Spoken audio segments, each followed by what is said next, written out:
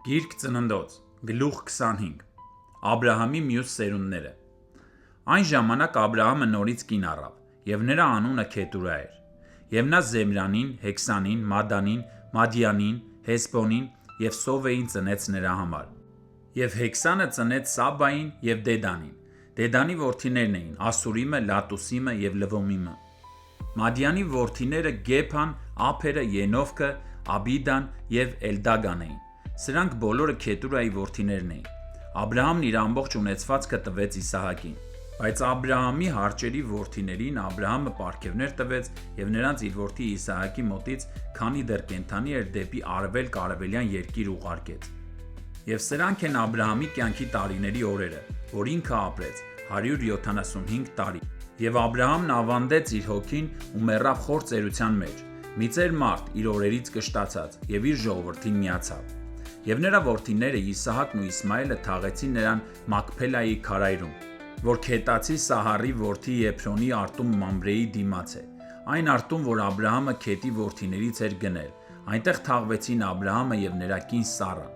և եղավ, որ Աբրահամի մեռնելուց հետո Աստված օրհնեց նրա որդի Իսահակին, և Իսահակը բնակվեց Լահայրոյի ջրօրի մոտ։ Արցրանք են Աբրահամի որդի Իսմայելի սերունդները, որին Սառայի եգիպտացի աղախին Հագարը ծնեց Աբրահամի համար, և Իսմայելի որդիների անունները սրանք են, իրենց անուններով և իրենց ծնունդներով. Իսմայելի անդրանիկը՝ Նաբեոտ, հետո Կեդար, Ադբեել և Մաբսամ, Մասմա, Դումա և Մասսեե, Քոդատ և Թեմա, Հետուր, Նափես և Կեդմա։ Սրանք են Իսմայելի որդիները, և սրանք են նրանց անուններն իրենց վրաններով և իրենց գյուղերով, 12 իշխաններ էին, ըստ իրենց ազգերի։ Եվ սրանք են Իսմայելի կյանքի օրերը, 137 տարի, և իր հոգին ավանդեց և մեռավ, և իր ժողովրդին խառնվեց։ Եվ նրանք բնակվեցին Եվլայից մինչև Սուր, որ Եգիպտոսի դիմաց Ասորեստանի ճանապարհի վրա է, նա ապրեց բոլոր իր եղբայրների առջև։ Եվ Աբրահամի որդի Իսահակի ծնունդները սրանք են. Աբրահամը ծնեց Իսահակին, և Իսահակը 40 տարեկան էր, երբ Միջագետքից Ասորի Բաթուելի աղջկան, Ասորի Լաբանի քույր Ռեբեկային իրեն կին առավ, և Իսահակն աղաչեց Տիրոջն իր կնոջ համար, որ չբերեր, և Տերը լսեց նրա աղաչանքը, և նրա կին Ռեբեկան հղիացավ։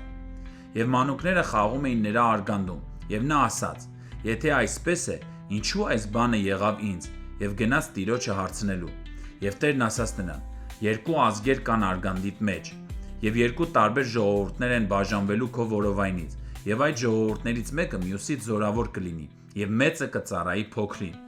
Եվ երբ նրա ծննդաբերության օրերը հասան, ահա երկվորյակներ էին նրա արգանդում։ Առաջինը ելավ կարմրագույն, ամբողջ մարմինը մազոտ էր, վերարկուի նման, և նրա անունը Եսավ դրեցին։ Նրանից հետո ելավ նրա եղբայրը, որ իր ձեռքով բռնել էր Եսավի գարշապարից, և նրա անունը Հակոբ դրեցին։ Իսահակը նրանց ծնվելու ժամանակ 60 տարեկան էր։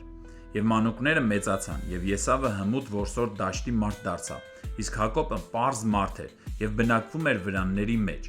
Եվ Իսահակը սիրում էր Եսավին, որովհետև նրա որսից էր ուտում, իսկ Ռեբեկան Հակոբին էր սիրում։ Մի օր Հակոբը ապուր էր եփում, Եսավը դաշտից եկավ սովից թուլացած, և Եսավն ասաց Հակոբին. «Խնդրում եմ, այդ կարմրավուն ապուրից տուր ուտեմ, որովհետև թուլացել եմ»։ Այս պատճառով նրա անունը Եդոմ դրեցին։ Եվ Հակոբն ասաց. «Ծախիր ինձ քո անդրանիկությունը»։ Եվ Եսավն ասաց. «Ահա ես մահվան դուռն եմ հասել, և իմ ինչին է պետք անդրանիկությունը»։ Եվ Հակոբն ասաց. «Այսօր երդվիր ինձ»։ Եվ նա երդվեց նրան ու իր անդրանիկությունը ծախեց Հակոբին։ Եվ Հակոբը Եսավին հաց ու ոսպի ապուր տվեց, և նա կերավ ու խմեց և վեր կացավ գնաց։